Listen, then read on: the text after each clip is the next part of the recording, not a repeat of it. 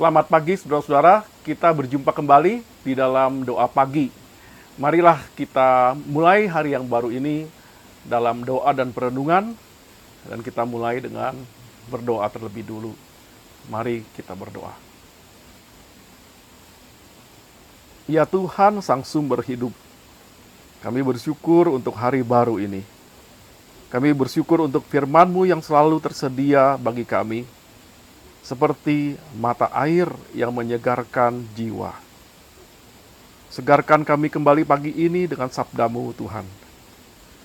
Berilah kami inspirasi melaluinya, supaya kami dapat melalui hari ini dengan pimpinan hikmat-Mu, dalam terang firman-Mu.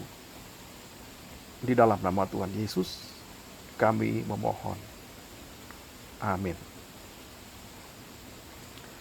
Saudara-saudara, bacaan Alkitab hari ini kita baca dari Kejadian pasal 33, pasal 1 ayat 4, lalu nanti kita lanjutkan ayat 8 sampai dengan ke-10. Kejadian pasal 33, mulai ayat pertama sampai 4, kita lanjutkan nanti dengan ayat 8 sampai 10, dengan tema Hadapilah Esau Anda.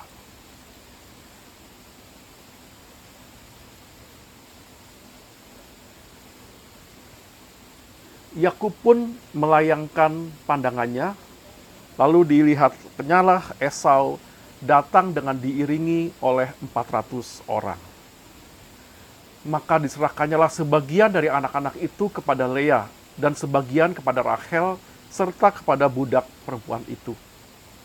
Ia menempatkan budak-budak perempuan itu beserta anak-anak mereka di muka. Lea beserta anak-anaknya di belakang mereka. Dan Rachel beserta Yusuf di belakang sekali. Dan ia sendiri berjalan di depan mereka, dan ia sujud sampai ke tanah 7 kali, hingga ia sampai ke dekat kakaknya itu. Tetapi Esau berlari mendapatkan dia. Didekapnya dia, dipeluk lehernya, dan diciumnya dia, lalu bertangis-tangiskanlah mereka. Ayat 8. Berkatalah Esau, apakah maksudmu dengan seluruh pasukan yang telah bertemu dengan aku tadi? Jawabnya, untuk mendapat kasih tuanku. Tetapi kata Esau, aku mempunyai banyak adikku, peganglah apa yang ada padamu. Tetapi kata Yakub, janganlah kiranya demikian. Jikalau aku telah mendapat kasih-Mu, terimalah persembahanku ini dari tanganku. Karena memang melihat wajah-Mu adalah bagiku serasa melihat wajah Allah. Dan Engkau pun berkenan menyambut aku. Demikian jauh pembacaan Alkitab. Saudara, sudah 10 tahun lebih Lukas tidak pernah menemui ayahnya. Padahal mereka tinggal di kota yang sama. Itu terjadi setelah mereka berdua ribut besar. Sejak itu keduanya tidak pernah bertegur sapa. Lukas tidak pernah datang ke rumah, baik waktu Natal maupun Cincia. Ibunya pernah menelepon, seraya mengatakan, papamu itu sekarang sudah sakit-sakitan. Mumpung masih bisa diajak ngomong, ayolah pulang. Tetapi Lukas terus menunda-nunda waktu untuk rekonsiliasi. Karena setiap kali ada niat untuk datang, selalu terhalang oleh keraguan. Ragu bahwa ayahnya akan menyambut dia. Di pikiran Lukas selalu terbayang wajah ayahnya yang marah pada saat konflik itu terjadi. Bagaimana dengan matanya yang melotot, ayahnya itu membentak, kamu ini sudah bikin malu keluarga. Lukas akhirnya datang juga ke rumah. Pada saat hari di mana ayahnya meninggal. Di dalam peti mati dia melihat ayahnya untuk terakhir kalinya. Dan ayahnya terlihat berbeda sekali dengan apa yang dia bayangkan selama ini. Wajahnya terlihat tenang, tapi tubuhnya kuruh sekali, ringkih, rambutnya sudah memutih. Lalu ibunya berkata kepada dia, sebelum berangkat, papa tuh nanyain kamu. Dia titip pesan, dia pengen kamu tahu kalau dia udah maafin kamu. Saudara-saudara, sama seperti Lukas. Sesudah kita bertengkar hebat dengan seseorang, kadang kita merasa segan untuk segera menemui dia. Kita menunda-nunda terus waktu untuk rekonsiliasi, karena kita takut terluka sekali lagi. Bacaan Alkitab hari ini menceritakan apa yang terjadi ketika Yakub memutuskan untuk baikan lagi, rekonsiliasi lagi dengan kakaknya. Kapan momen itu terjadi, saudara-saudara? 20 tahun sesudah Yakub bermasalah dengan kakaknya Esau. Ia mencuri hak kesulungan kakaknya, lalu minggat dari rumah karena takut kakaknya akan balas dendam. Dan selama 20 tahun itu, rasa bersalah terus menghantui Yakub. Padahal selama itu juga sudah banyak hal yang berubah, baik dalam kehidupan Esau maupun Yakub. Keduanya sama-sama sudah nikah, sudah pada punya anak, sudah pada makmur. Esau juga tampaknya sudah tidak lagi mempersoalkan skandal penipuan di masa muda itu. Dia sudah move on. Tapi rasa bersalah terus membuat Yakub menunda-nunda waktu untuk rekonsiliasi. Sampai akhirnya satu titik dia mungkin berpikir ini harus diakhiri. Dia ingin memulai babak hidup yang baru. Dan untuk itu dia harus menyelesaikan persoalan masa lalunya. Dia harus minta maaf. Maka dibuatlah janji pertemuan dengan Esau. Saudara, betapa takutnya Yakub ketika detik-detik pertemuan itu makin mendekat.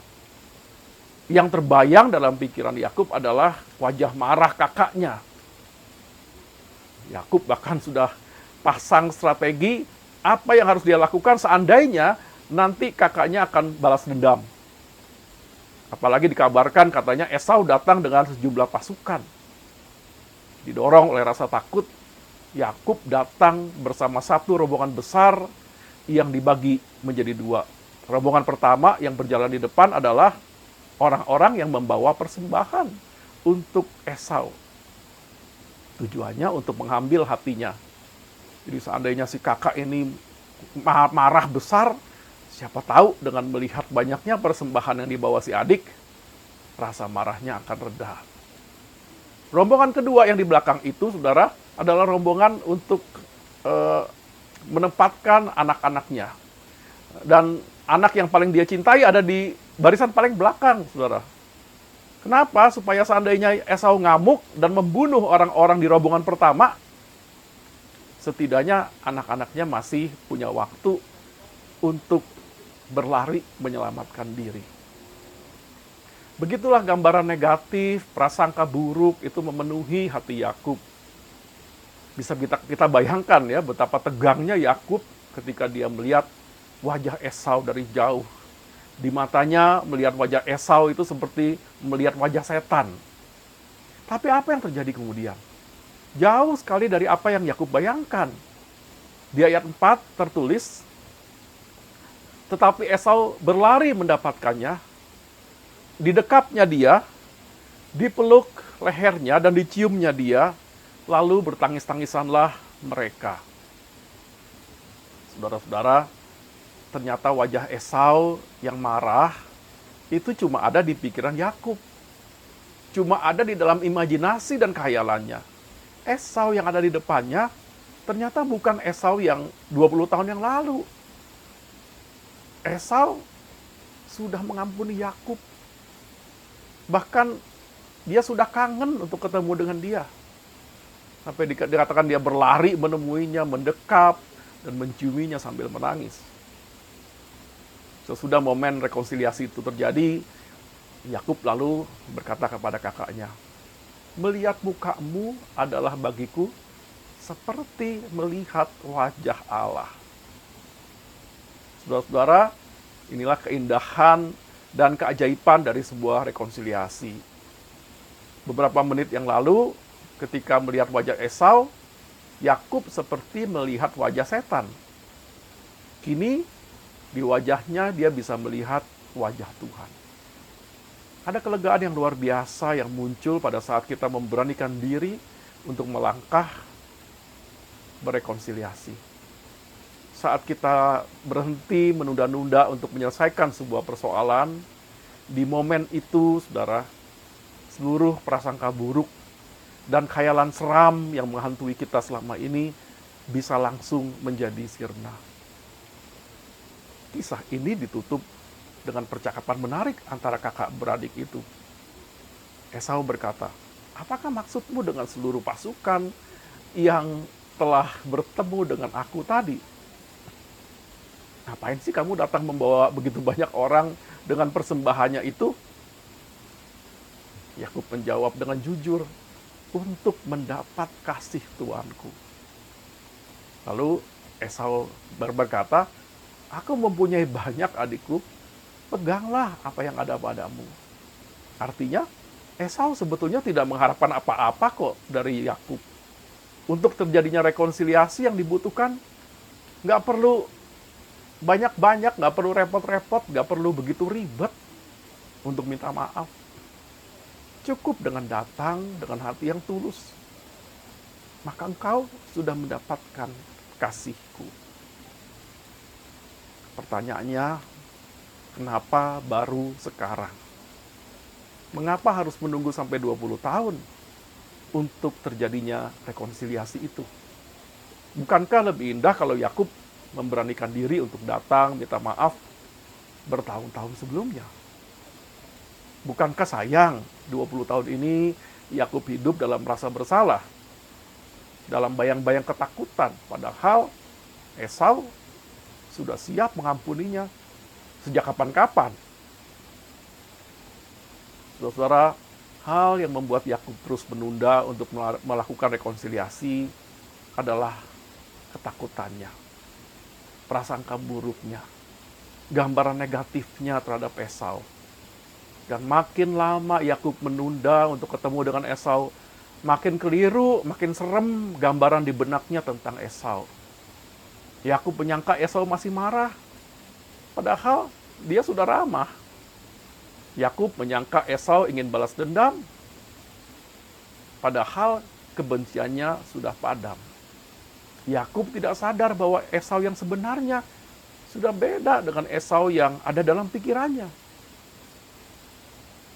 Setiap kita bisa mempunyai Esau pribadi.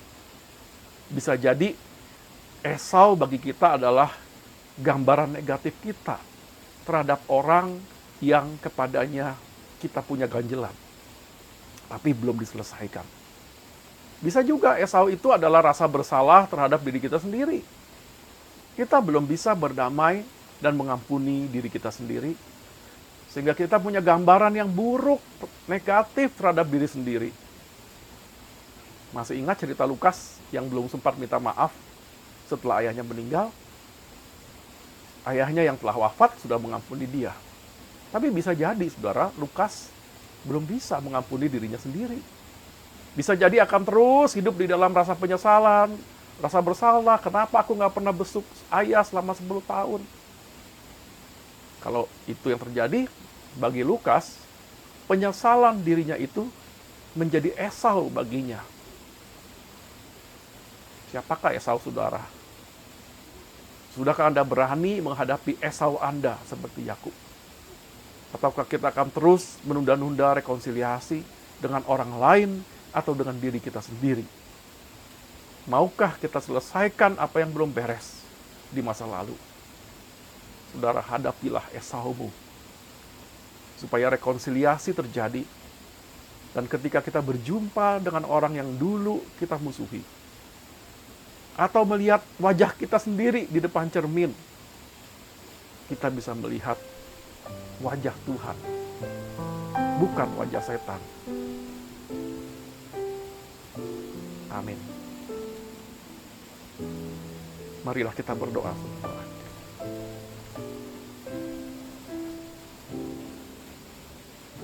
Ya Tuhan, Engkau adalah Raja Damai.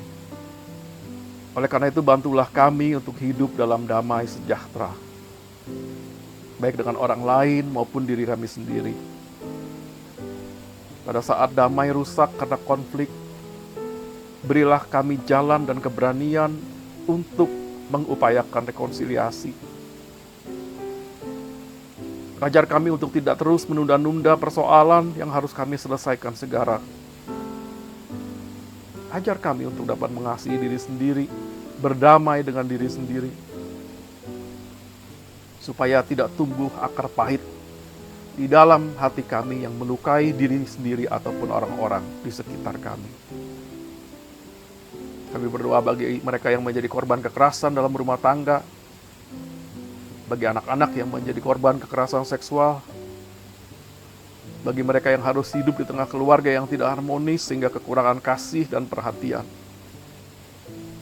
Pulihkanlah mereka. Janganlah biarkan mereka hancur di tengah krisis, namun biarlah di tengah krisis mereka dapat bertahan, bahkan kelak menjadi tahan uji. Dan isilah tempat yang kosong di hati mereka dengan kasih-Mu, ya Tuhan. Kalau sebentar lagi kami akan memulai berbagai pekerjaan, sertailah kami. Berilah kami damai-Mu agar kami dapat melihat wajah-Mu di wajah setiap orang yang kami jumpai hari ini. Di dalam nama Tuhan Yesus. Amin. Saudara-saudara, selamat beraktivitas. Kiranya Tuhan menyertai kita di sepanjang hari ini. Bagi Bapak Ibu yang memiliki pergumulan khusus dan ingin didoakan, bisa menghubungi rekan-rekan pendeta di nomor berikut.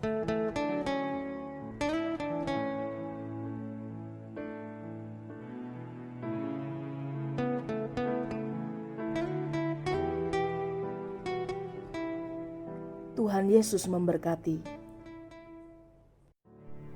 Bagi Bapak Ibu yang memiliki pergumulan khusus dan ingin didoakan, bisa menghubungi rekan-rekan pendeta di nomor berikut.